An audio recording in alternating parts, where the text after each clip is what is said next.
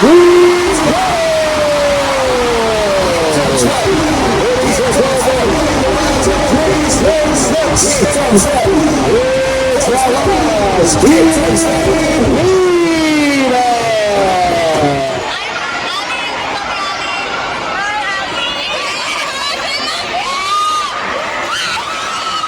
ano naman sa ano naman na this time nakapasok ka na sa court and na-deliver ka ng support sa defending naman? Siyempre po, I do everything naman with every chance na I can get. Kaya nung pinasok po, all I can take is para sa teammates ko, para sa coaches ko, para sa bayan nila kayo. Na-experience mo rin last year facing ganitong competition pero sobrang different na. How does it feel?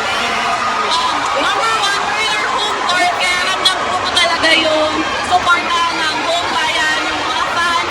It's very wild, kaya sobrang heartwarming po talaga. Great compared last year, what makes this thing more special? This is a very great mix of veterans and young blood, and I think isa din na malaking bagay din na si Ate Gia is a very natural leader, a very good setter po talaga, and with the leadership na binibigay ng seniors together with Ate Don, talagang nadadala po kami mga young.